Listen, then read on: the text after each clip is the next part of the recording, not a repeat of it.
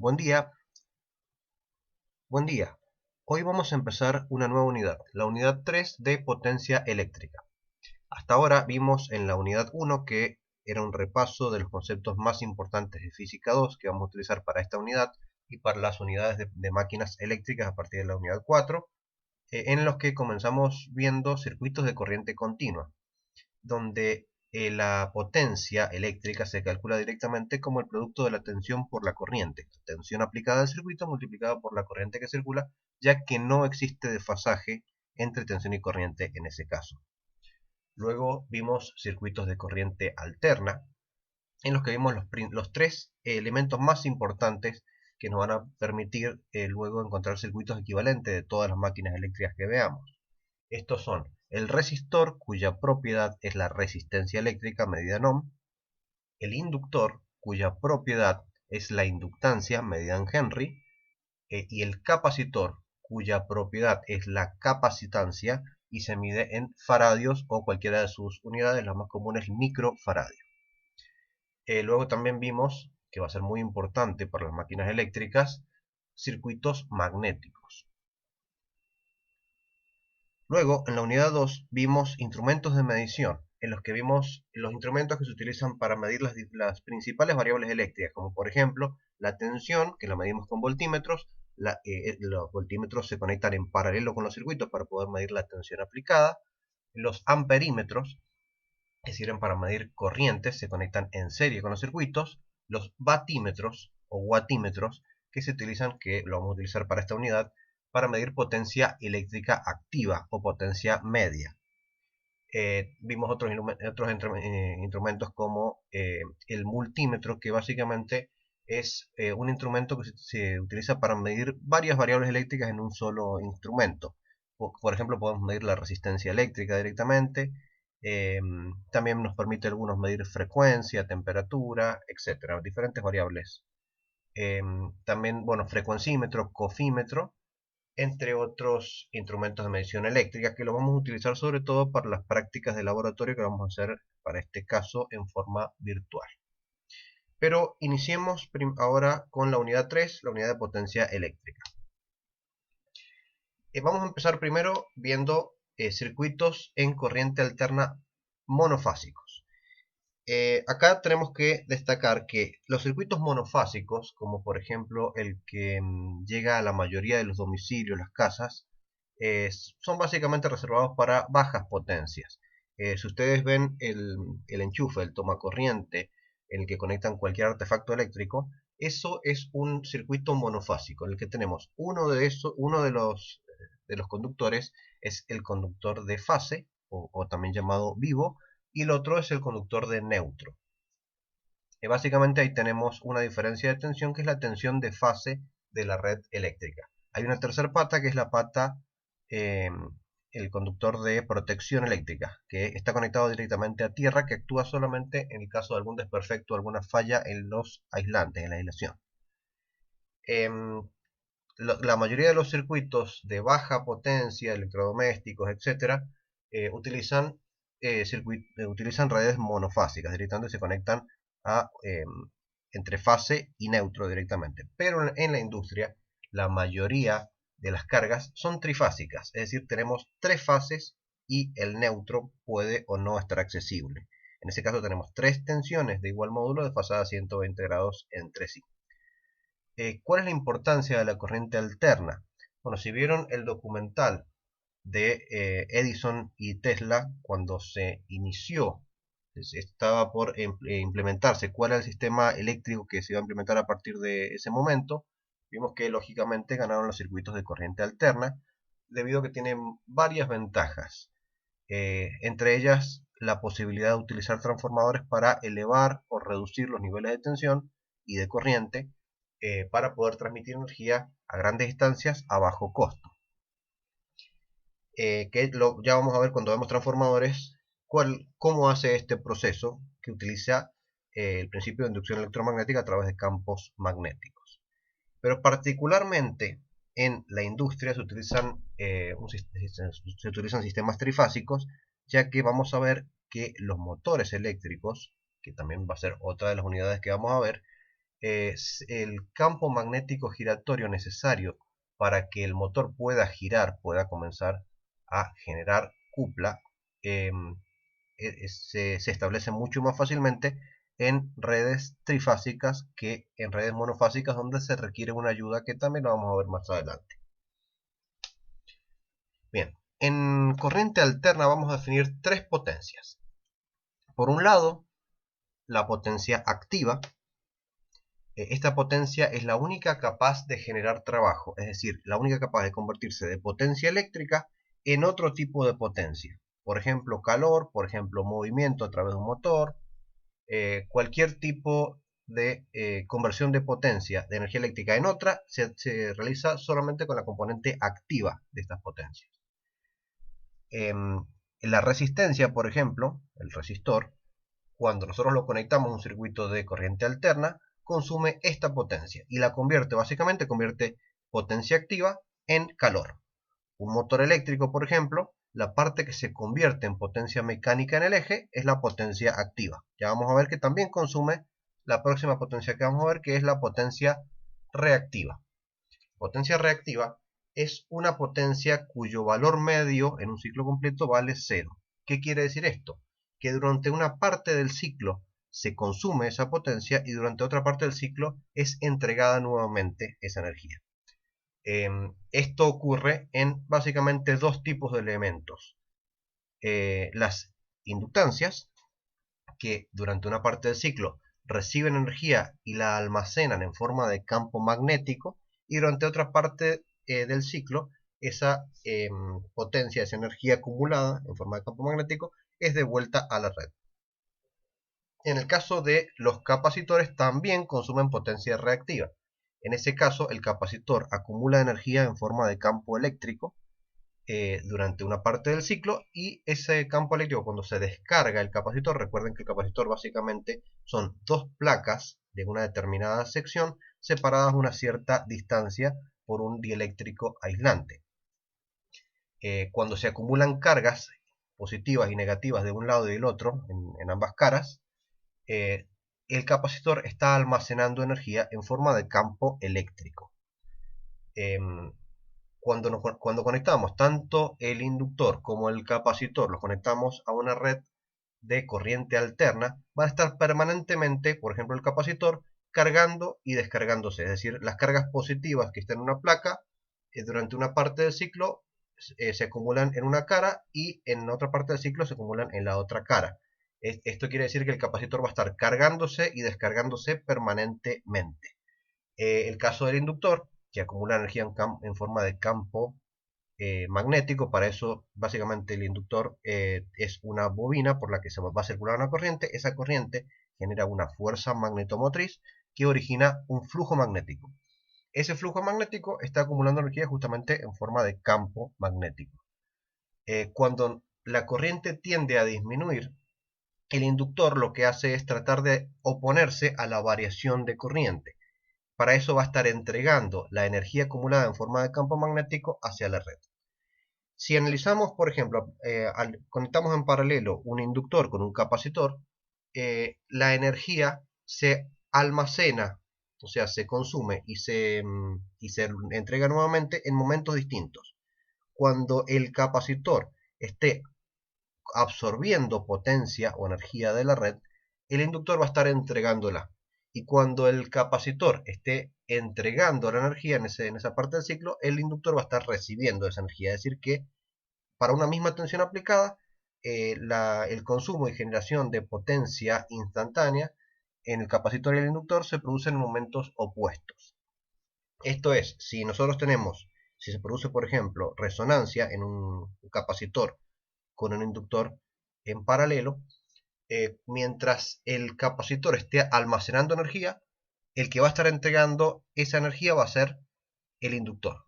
Y en la otra parte del ciclo, porque están conectados a corriente alterna, cuando el capacitor esté entregando esa energía, el inductor va a ser el que la va a estar recibiendo. En ese caso se produce una resonancia perfecta, ya que la energía va a estar fluctuando entre estos dos elementos.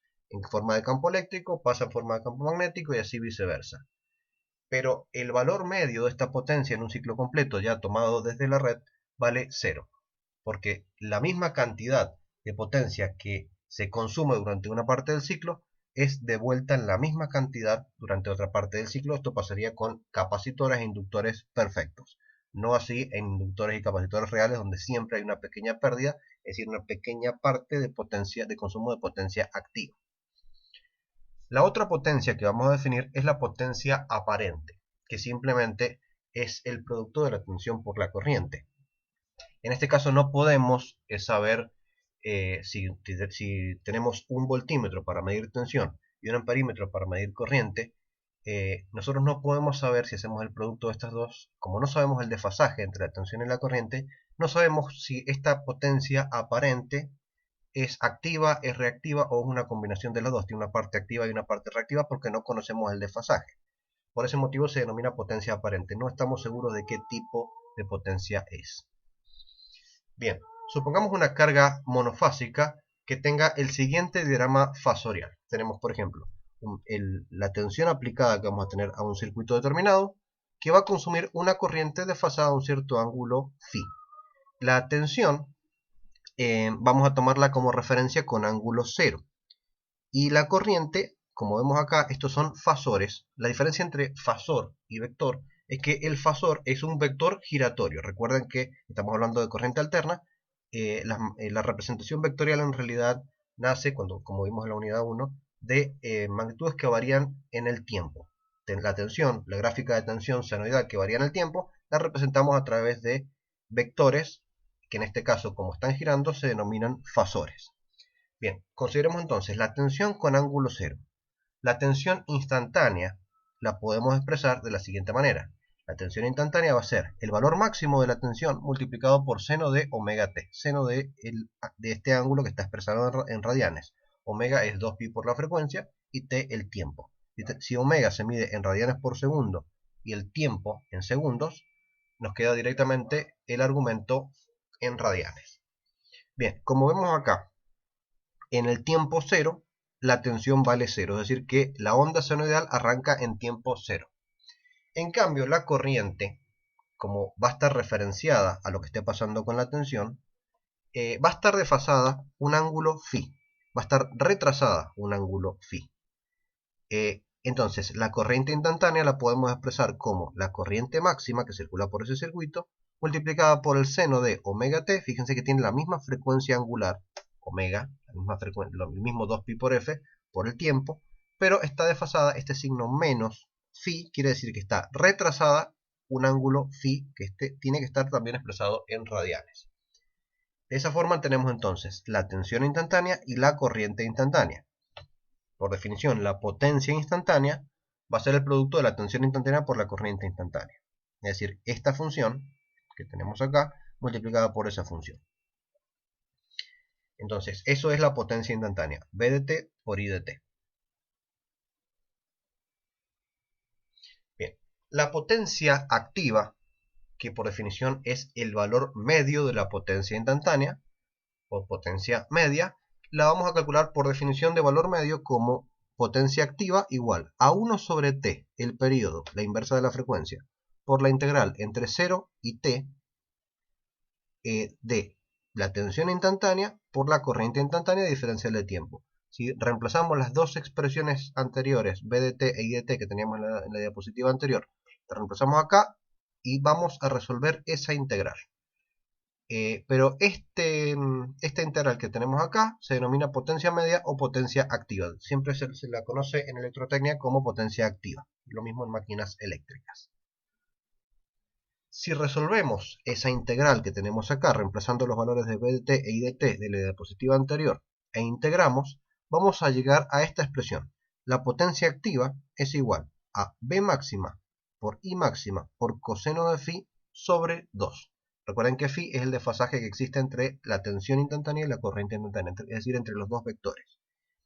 A este 2 que tenemos acá, lo podemos expresar como raíz de 2 por raíz de 2 es igual a 2, por lo tanto no cambia la expresión, y en cada una de esas raíces de 2 la vamos a agrupar. B máxima sobre raíz de 2, eso es tensión eficaz. Y corriente máxima sobre raíz de 2 es la corriente eficaz. Es lo mismo que tenemos expresado acá. Por lo tanto, A esto lo podemos expresar también, que es como lo vamos a ver acá en adelante.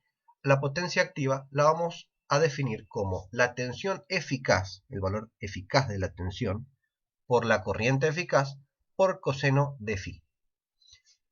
Esto nos da como unidad el watt o el vatio. Lo podemos expresar ya sea en watt o cualquiera de sus múltiplos, que son kilowatt, megawatt, gigawatt o cualquiera de sus múltiplos. El instrumento que se utiliza para medir potencia activa se denomina vatímetro o wattímetro.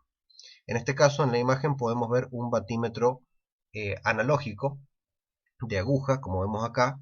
Vamos a ver las diferentes partes. Si se fijan acá, tiene 4 terminales. Tiene el que dice V, estos dos terminales que tenemos acá, son, básicamente, los instrumentos de aguja son instrumentos que se denominan, por cómo están construidos, en instrumentos electrodinámicos. Tienen dos bobinas, una bobina que va a ser la bobina voltimétrica del circuito, que fíjense que tiene un punto acá. Es muy importante respetar ese punto porque ese punto está indicando, o puede ser una flecha, la entrada de la bobina voltimétrica, esta que tenemos acá. Esta bobina voltimétrica va conectada en paralelo con el circuito que se desea medir la potencia.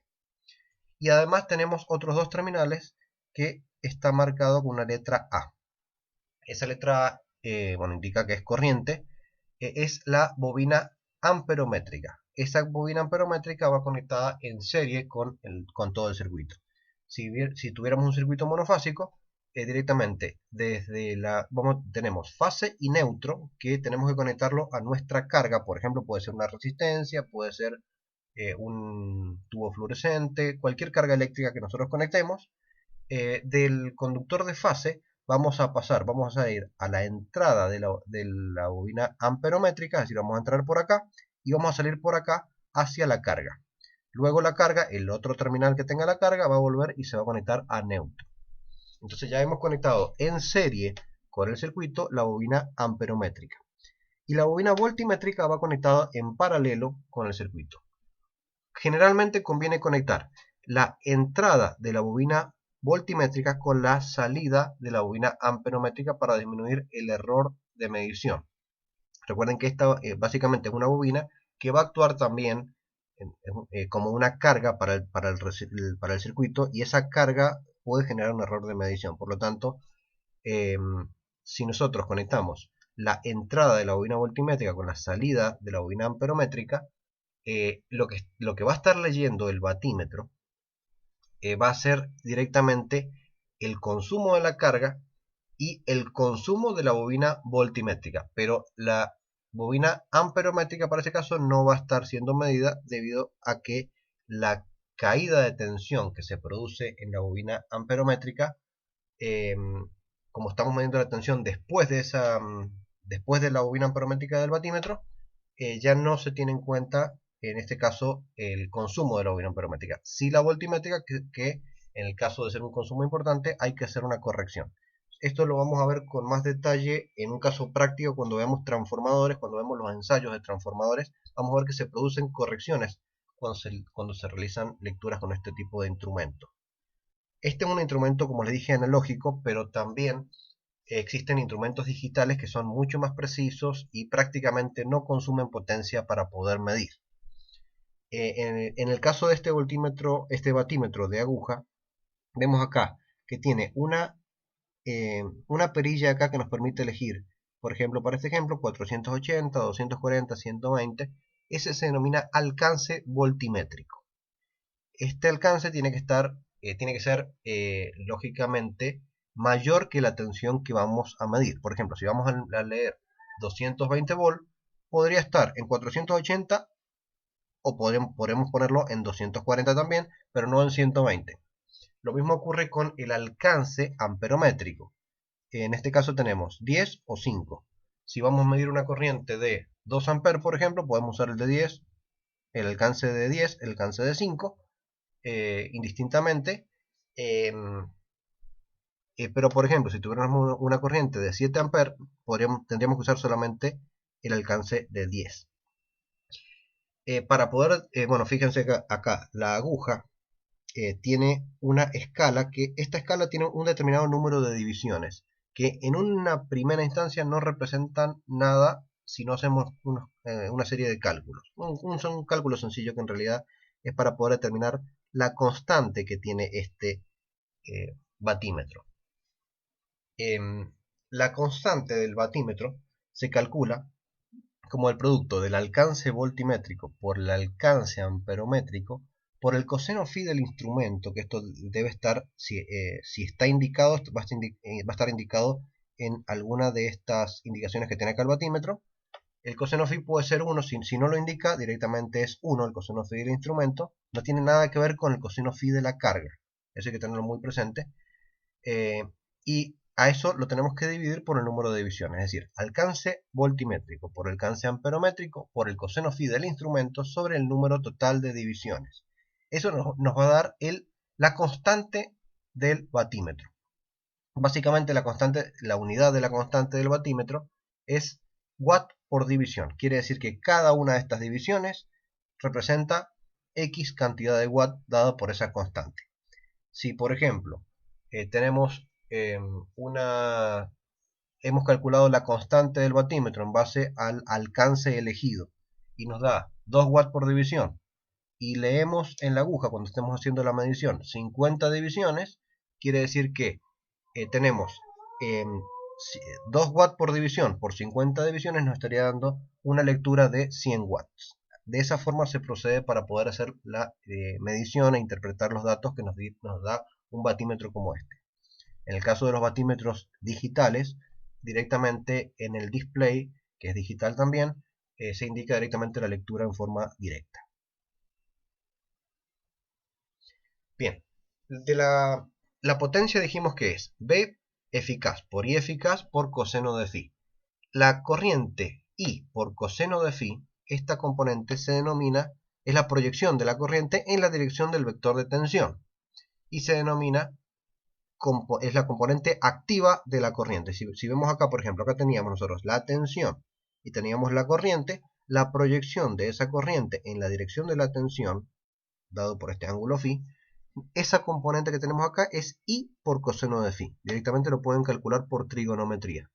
A esa componente se denomina corriente activa o componente activa de la corriente, y la vamos a asignar como IA, corriente activa. Lógicamente también vamos a tener una corriente reactiva, IR, que por trigonometría la podemos calcular como I por seno de phi. IR entonces la corriente reactiva que está en cuadratura con la tensión. Va a estar, cuadratura quiere decir a 90 grados de la tensión. Esta corriente IR va a aportar a la potencia reactiva que consume el circuito. Y la corriente IA va a aportar a la potencia activa. Esta parte de la potencia es la única capaz de convertirse en otro tipo de energía. Por ejemplo, de energía eléctrica a calor, a potencia mecánica para producir movimiento de alguna pieza, alguna máquina, pero se está convirtiendo de energía eléctrica a otro tipo de energía. La única que puede llegar a aportar eso es la componente activa de la corriente. En cambio, la componente reactiva es una potencia o una corriente que va a estar circulando por la red eléctrica y por el circuito, que va a tener un valor medio igual a 0. Por lo tanto, va a estar en un momento consumiéndose, en otro momento generándose. Es decir, que va a ser esto va a originar una potencia reactiva que va a estar yendo y viniendo por la red, pero no va a ningún lado, y sí puede producir esa potencia reactiva circulando por los circuitos, puede producir pérdida en los conductores. Eso lo vamos a ver más adelante cuando veamos compensación de factor de potencia. Bien, entonces, la potencia reactiva para circuitos monofásicos la vamos a definir como B por I por seno de phi. Directamente acá, a partir de ahora no vamos a definirlo como B eficaz, I eficaz. Directamente vamos a sobreentender de que estamos hablando de valores eficaces, a menos que se indique lo contrario. La potencia reactiva entonces es la tensión eficaz por la corriente eficaz por seno de phi. Está dada entonces I por seno de phi, sería la componente reactiva de la corriente, o corriente reactiva, que la llamamos IR.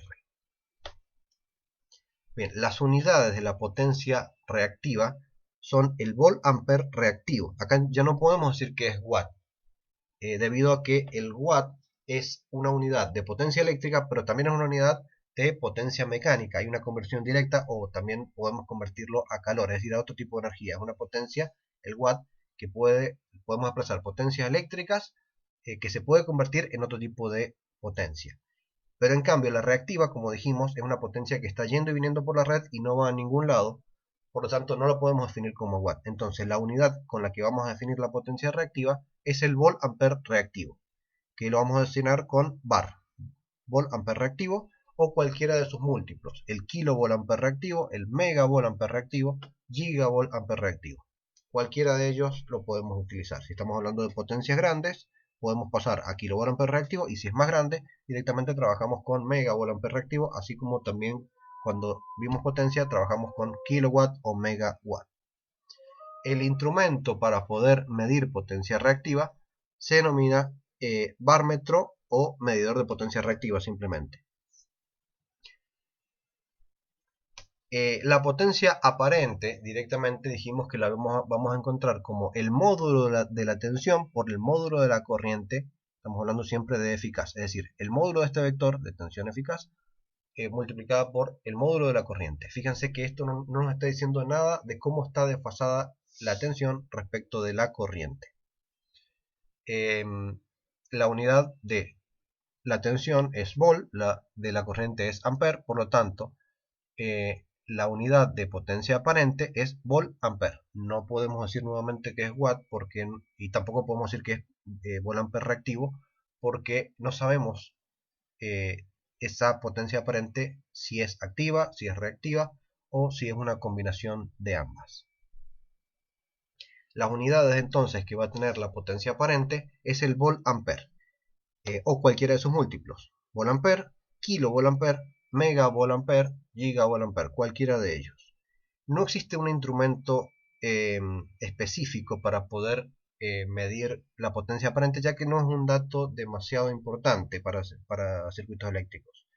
Recuerden que cuando ustedes les cobran la energía eléctrica en la boleta de la distribuidora de energía, lo que les están cobrando es la potencia activa. No le cobran ni la reactiva ni la aparente, solamente la potencia activa. ¿Por qué? Porque la potencia activa fue la única que, para poder generarla, hubo que convertirla a partir de otro tipo de energía, como por ejemplo los generadores térmicos utilizan combustible a través de un motor de combustión para generar potencia activa. La potencia reactiva, la energía reactiva, no se genera a partir del combustible. Ya vamos a ver de qué otras formas podemos generar potencia reactiva, que tiene valor medio 0. Pero básicamente nos está cobrando la potencia activa porque la potencia activa nace a partir de otra fuente de potencia que es escasa, es difícil de conseguir, es costosa. La potencia reactiva no es costosa de generar. Ya vamos a ver que la podemos generar incluso con capacitores. O en cuando veamos generadores eléctricos, vamos a ver que existen otras formas de generarlo sin consumo de combustible, de agua o de cualquier otra fuente de energía. Bien, entonces el instrumento de medición, como directamente se obtiene al multiplicar la tensión por la corriente, simplemente. No existe un instrumento específico para medir potencia aparente, aunque los instrumentos digitales, los multimedidores, que miden varias variables a la vez, miden potencia activa, reactiva y aparente y nos los muestran directamente en ese display digital.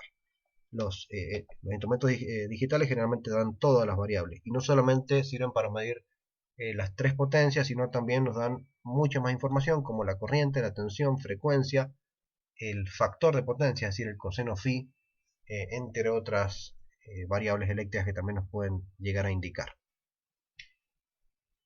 Bien, como resumen de potencias, entonces, para circuitos monofásicos, la potencia activa, siempre hablando de valores eficaces, la encontramos como V por I, tensión por corriente, por coseno de phi. La unidad es el watt.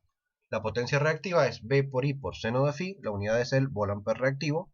Y la unidad de potencia aparente es V por I, directamente volt ampere, o cualquiera de sus múltiplos. Con estas tres potencias vamos a definir, va a ser muy útil definir lo que se denomina triángulo de potencias, básicamente representar cada una de estas potencias como vectores. El vector de potencia como es B por I por coseno de phi, que esta es la proyección de la corriente en la dirección de la tensión, la potencia activa entonces va a tener la dirección de la tensión en este triángulo de potencias que estamos armando. La potencia reactiva es B por I por seno de phi. Esto es un vector que está a 90 grados de la tensión, por lo tanto a 90 grados de la potencia activa. Si es una potencia reactiva inductiva, ese valor nos va a dar un valor negativo, quiere decir que la potencia reactiva va a ser hacia abajo. La mayoría de las cargas en la industria y en los domicilios son inductivas, por lo tanto, generalmente casi todos los triángulos de potencia que armemos va a quedar el triángulo hacia abajo. Si fuera una potencia reactiva capacitiva, ¿qué quiere decir eso? Que la corriente, en lugar de estar retrasada respecto a la tensión, va a estar adelantada. En ese caso, la potencia reactiva estaría hacia arriba. Y la potencia aparente, que va a tener directamente el producto de la tensión por la corriente, esta va a tener la misma dirección que tendría la corriente. Por lo tanto, va a estar desfasada un ángulo phi respecto de la potencia activa. Al formar el triángulo de potencias, nos queda un triángulo rectángulo.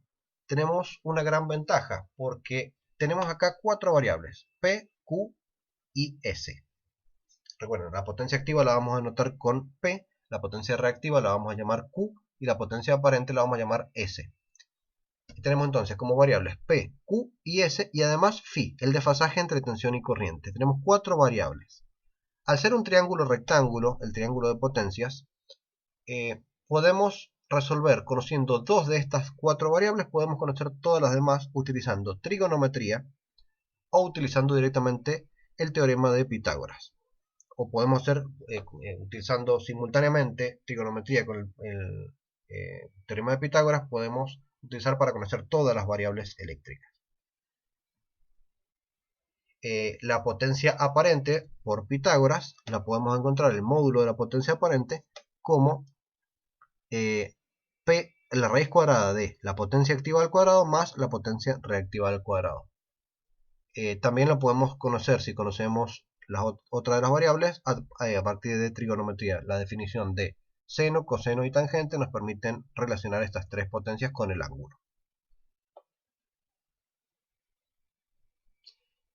Bien, veamos cómo es la potencia para una carga resistiva pura. Tenemos una fuente de tensión alterna, por ejemplo 220 volts 50 Hz, y hemos conectado una carga resistiva pura, un resistor cuya propiedad es la resistencia eléctrica. Al hacer esto, por ley de Ohm, para corriente alterna, va a circular una corriente que también va a ser alterna, al igual que la tensión.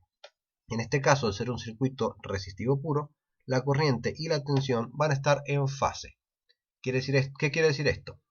Si representamos tensión y corriente en función del tiempo, en este caso la gráfica azul representa la tensión aplicada y la que está en rojo representa la corriente.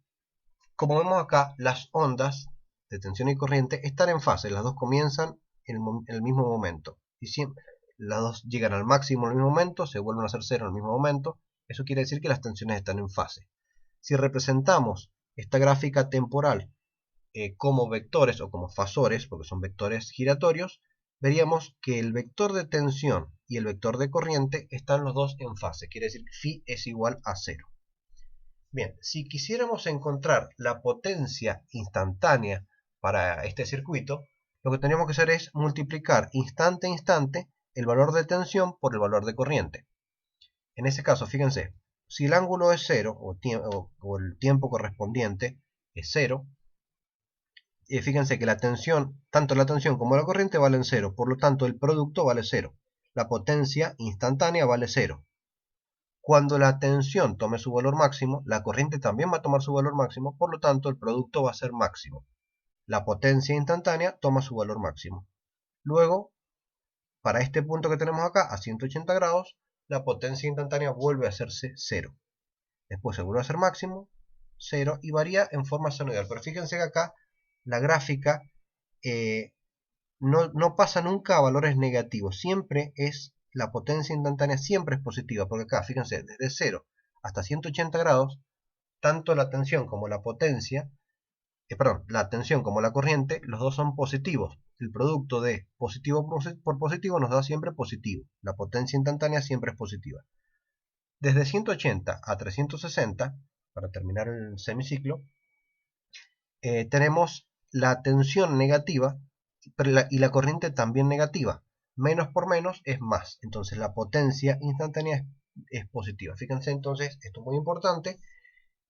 La potencia instantánea siempre es positiva. ¿Qué quiere decir esto? Que en todo instante la resistencia va a estar, o el resistor, mejor dicho, va a estar consumiendo potencia eléctrica de la fuente, en este caso esta fuente de tensión. Esto va a hacer que permanentemente esté convirtiendo potencia eléctrica en calor. Si calculáramos en un ciclo completo la potencia media, que eso por definición es la potencia activa, vemos que el área bajo la curva de la potencia instantánea siempre es positiva. Por lo tanto, el área bajo la curva multiplicada en el periodo nos va a dar la potencia activa, simplemente. Como vemos acá, tiene un valor de potencia activa positiva. Está consumiendo potencia activa. Si calculáramos la potencia reactiva, que va a ser V por I por seno de phi, en este caso, si phi vale 0, seno de 0 es 0. La potencia reactiva también valdría 0. Vamos a un circuito inductivo puro, para una carga inductiva pura. Tenemos la misma fuente de tensión, va a variar de la misma manera, con la misma frecuencia, pero ahora en lugar de conectar un resistor vamos a conectar un inductor, cuya propiedad es la inductancia. Por ley de Ohm, la corriente en módulo va a ser la tensión sobre la reactancia. Recuerden que la reactancia es omega, o sea 2pi por F por L, y es un número imaginario en ese caso. Bien, en este caso, si dibujáramos las ondas temporales de tensión, marcado en azul, y de corriente, vamos a ver que la corriente está retrasada 90 grados respecto de la tensión. Fíjense, el cero de la tensión arranca en 0 grados. El cero de la corriente arranca 90 grados después. Fíjense entonces, estas dos ondas están desfasadas 90 grados. Si representamos en forma fasorial, tenemos el vector de tensión y el vector de corriente retrasado 90 grados respecto del de tensión. Recuerden que estos vectores realmente están girando. El giro de estos dos vectores nos está describiendo una onda senoidal. Estos vectores por convención siempre lo vamos a hacer girar en sentido antihorario, es decir, estos vectores están girando en esta dirección. Bien, analicemos qué pasa con la potencia instantánea. Para eso fíjense que acá hay instantes en los que la tensión toma valores positivos pero la corriente negativo, como los primeros 90 grados. Después la tensión y la corriente en los segundos 90 grados, los dos son positivos. Después, desde 180 a 270, tenemos ahora la corriente positiva por la tensión negativa. Y después de 270 a 360, que ya terminamos un ciclo completo de FEM, o de tensión, tenemos tanto la tensión como la corriente negativas. Entonces esto va a hacer que las potencias instantáneas estén cambiando de manera distinta a lo que ocurría recién para carga resistiva pura. Si analizamos acá, en este instante, por ejemplo, la corriente toma un determinado valor, pero la tensión vale 0. El producto de cualquier valor por 0 es 0. Lo mismo va a ocurrir acá. La corriente vale 0, por lo tanto en este punto la potencia instantánea también va a ser 0. Es decir, siempre acá, en estos puntos de acá, cuando alguna de las dos variables sea 0, la potencia instantánea va a tomar valores 0. Pero ¿qué ocurre acá? Veamos cómo queda la gráfica. Desde 0 a 180 grados tenemos tensión positiva multiplicada por corriente negativa. El producto nos da negativo. Arranca en 0 y termina en 0. La potencia instantánea va a hacer esto, va a tomar valores negativos, desde 0 a 90 grados, para una carga inductiva pura. Luego, desde 90 a 180, tanto tensión como corriente son positivas, como dijimos recién, por lo tanto la potencia instantánea va a ser positiva. Luego, la tensión es la que es negativa y la corriente positiva. El producto de menos por más nos da menos, negativo. Y en los últimos 90 grados, para completar el ciclo de FEM, tenemos tanto la tensión como la corriente son ambas negativas. El producto de menos por menos nos da más. Es decir, que la potencia instantánea en todo ese trayecto va a ser positiva. Como vemos acá, tenemos zonas, a diferencia de recién, en que la potencia instantánea toma valores negativos, positivos, negativos, positivos. Ahí hemos recorrido un ciclo completo de FEM, o un periodo completo. Bien, como vemos acá, por una carga inductiva pura, en este caso sería una carga, una inductancia ideal, que no tenga nada de resistencia, vemos que las áreas negativas son exactamente iguales que las áreas positivas. ¿Qué significa que la potencia consumida sea negativa? Quiere decir que no se está consumiendo, sino que se está generando. Es decir, que durante esta parte, la inductancia está entregando la energía que tenía acumulada en ciclos anteriores en forma de campo magnético, la está entregando a la red, es decir, a esta fuente que tenemos acá. En esta parte de acá, cuando la potencia consumida es positiva, está consumiendo, acumulando energía en forma de campo magnético. Es decir, entrega energía en forma de campo magnético, consume energía en forma de campo magnético, entrega y consume. Es decir, en un ciclo completo de FEM ha consumido 2 veces potencia activa, potencia instantánea, y luego la ha generado, pero en la misma proporción. Las áreas positivas son iguales que las áreas negativas.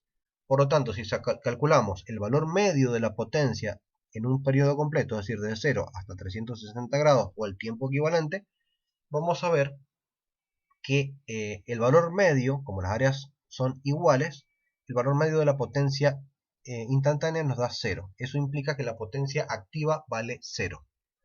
Pero la potencia reactiva no va a ser 0, en este caso va a ser directamente igual a B por I por seno de phi. Entonces estamos viendo que una carga inductiva pura no consume potencia activa, pero sí consume potencia reactiva inductiva.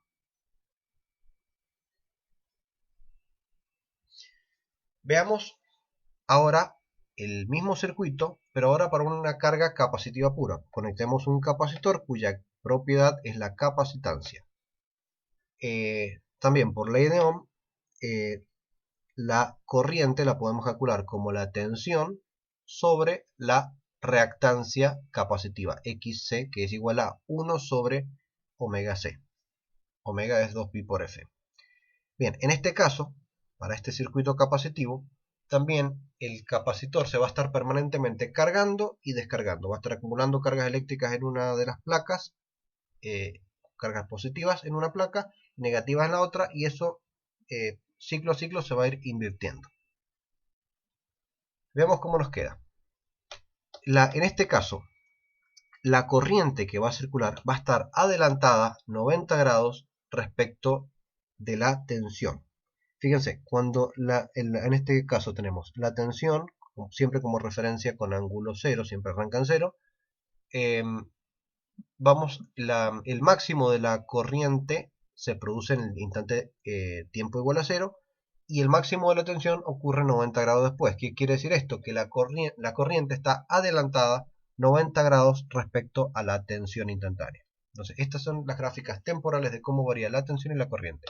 Es el caso inverso a lo que teníamos recién para la carga inductiva pura, donde la corriente estaba retrasada, es decir, desplazada hacia la derecha. Para el caso de la carga capacitiva, la corriente está adelantada, es decir, desplazada hacia la izquierda. Expresado en forma vectorial a estas variaciones temporales de la tensión y de la corriente, expresado en forma de fasores, tenemos la tensión con ángulo 0 y la corriente adelantada 90 grados respecto a la tensión. Vemos acá que para determinar cuál es el vector que está adelantado respecto a cuál, imagínense que estos dos vectores están girando en sentido antihorario. Imagínense ustedes que se ponen como observadores acá arriba y ven pasar. Cuando vean pasar el primer vector, ¿cuál es el primero que van a ver pasar? El de la corriente. Y un tiempo después, el de la tensión. Eso implica que la corriente está adelantada respecto a la tensión. ¿Cuánto? Para una carga capacitiva pura, 90 grados. El capacitor de los elementos que hemos visto es el más cercano al elemento ideal. Un capacitor real se comporta casi como un capacitor ideal. No así en el inductor, que siempre tiene una componente resistiva, excepto en casos de laboratorio donde se trabajen con superconductores, que eso es un tema aparte. Bien, ahora vamos a lo que nos interesa, la potencia instantánea. Como vemos acá, pasa algo parecido a lo que pasaba con el inductor. Hay zonas en las que la tensión y la corriente tienen el mismo signo, pero hay zonas en las que no. Desde 0 a 90 grados, tanto la tensión como la corriente tienen valores positivos. Arranca lógicamente la tensión en 0 acá y termina la corriente en 0. Por lo tanto, la potencia instantánea acá y acá va a valer 0. Pero en todo el tramo que va desde acá hasta acá, la potencia instantánea va a tomar valores positivos. Desde 90 a 180 grados tenemos tensión positiva por corriente negativa, el producto nos da negativo. Desde 180 a 270 ambos son negativos, el producto menos por menos nos da más. La potencia instantánea en ese tramo va a ser positiva. Y acá en el último tramo, para completar un ciclo completo, desde 270 a 360 grados o tiempo equivalente, tenemos corriente positiva pero tensión negativa, el producto nos da negativo. Entonces, sabiendo eso, la potencia instantánea nos va a quedar como esto. Potencia instantánea positiva, negativa, positiva, negativa. Si comparamos con la diapositiva anterior para el caso de cargas inductivas puras, vemos que es exactamente opuesto. En el caso del inductor, en el primer tramo, la potencia instantánea era negativa. ¿Qué quiere decir eso? Que la potencia consumida era negativa, quiere decir que se estaba generando. Estaba entregando potencia, no consumiendo. En cambio, el capacitor, en los primeros 90 grados, para esta misma referencia, está consumiendo durante los primeros 90 grados. Es decir, que si conectamos en paralelo un inductor con un capacitor, cuando el capacitor esté consumiendo, el inductor va a estar generando.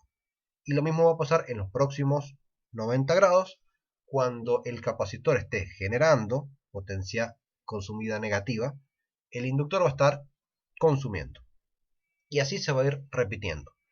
Como vemos acá, pasa algo parecido a lo que pasaba con el inductor, en el que el valor medio de la potencia instantánea, si vemos un ciclo completo de FEM, las áreas positivas son iguales que las áreas negativas. Tenemos dos áreas positivas y dos áreas negativas. El valor medio nos da también 0. Eso implica de que la potencia activa o el valor medio de la potencia instantánea es igual a 0. Quiere decir que el capacitor no consume potencia activa, pero sí consume potencia reactiva. En este caso consume potencia reactiva capacitiva, que es exactamente opuesta a la que consumía el inductor. En este caso, si ustedes lo dibujaran en el triángulo de potencias, la potencia reactiva sería un vector que iría hacia arriba. En el caso del inductor sería hacia abajo, en el triángulo de potencias.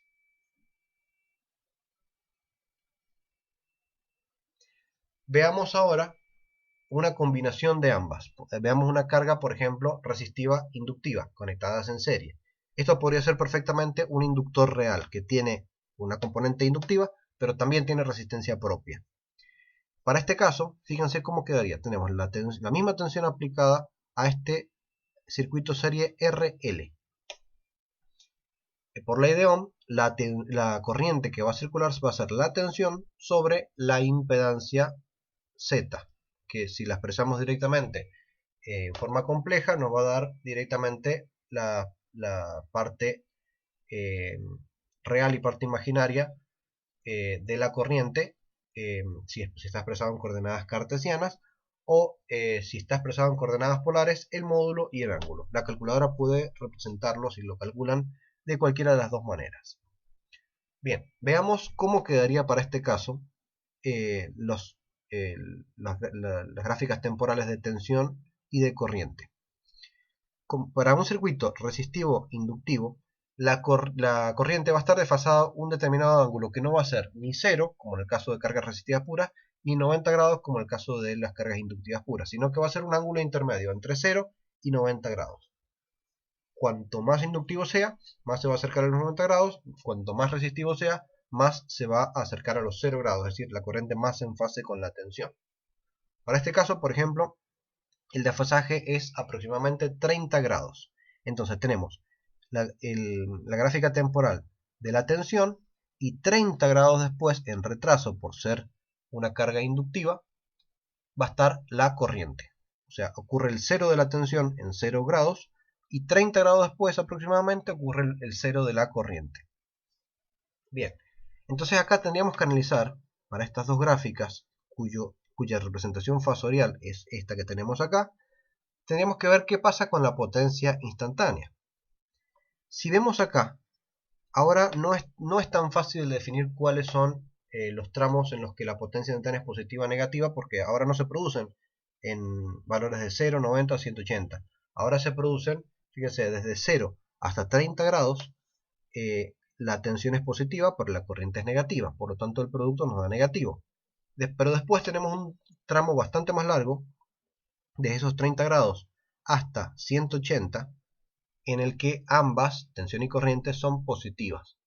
Después hay un pequeño momento en el que la tensión es negativa y la corriente es positiva. Y después vuelven a ser las dos del mismo signo, es decir, las dos negativas, que el producto nos va a dar positivo. Entonces, si analizamos de esa manera para un ciclo completo cómo nos queda la potencia instantánea, va a ser como esta aproximadamente. Fíjense, en este tramo que tenemos acá, nos queda más por menos, menos. Entonces tenemos una pequeña parte de potencia negativa, potencia instantánea negativa. O sea, la potencia consumida instantáneamente es negativa, quiere decir que es generada. Durante esta pequeña partecita se genera. Pero durante todo esto se consume y se convierte en calor en la resistencia. Acá se genera una pequeña proporción y se consume todo esto. Se genera este poquito y se consume todo eso. Si sacamos el valor medio, es decir, la potencia activa, lo podemos calcular como las áreas positivas menos las áreas negativas sobre el periodo. Eso es la definición de valor medio, que eso nos va a dar potencia activa. Eso quiere decir que este circuito está consumiendo potencia activa, pero también está consumiendo potencia reactiva inductiva, debido a que una pequeña parte se está devolviendo a la red. La mayoría de las cargas se comportan como estas: los motores eléctricos, muchos tipos de iluminación, como por ejemplo los tubos fluorescentes, existe un desfasaje entre la tensión y la corriente, y consumen tanto potencia activa, que es la que se convierte por un lado, en energía lumínica, que es la que nos permite iluminar, y otra parte en calor. Si tocamos el tubo fluorescente, vamos a ver que se entibia, por lo tanto parte de la potencia que está consumiendo se está convirtiendo en calor. Es decir, que este circuito está consumiendo tanto potencia activa como reactiva inductiva.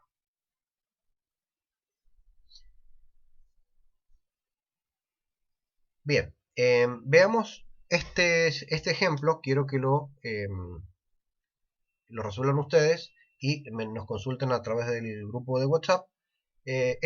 Tenemos un circuito monofásico RL serie, un circuito resistivo inductivo serie de corriente alterna, y tiene las siguientes características. Tenemos una tensión eficaz de 220 volt en 50 Hz. Cuando no lo aclaremos en corriente alterna, vamos a suponer directamente 50 Hz, a menos que se aclare otra cosa. La resistencia, tenemos una resistencia de 10 ohms conectadas en serie con una inductancia de 16 milihenry. Lo que se pide calcular, esto lo van a hacer ustedes cuando termine esta primera parte del video. Calculen la impedancia compleja del circuito y también el módulo, la corriente que consume el circuito, el coseno phi, es decir, el factor de potencia del circuito, y calculan también las potencias activa, reactiva y aparente. Traten de calcularlo y me consultan el resultado a través del grupo de WhatsApp. O también me gustaría que también debatan entre ustedes primero, a ver si tienen alguna duda entre ustedes, y luego me consultan a mí directamente para ver el resultado final de este ejercicio. Es bastante sencillo de realizar, pero es importante que empiecen a practicar cómo se resuelven circuitos de corriente alterna, porque después vamos a incorporar una mayor complejidad cuando veamos circuitos trifásicos.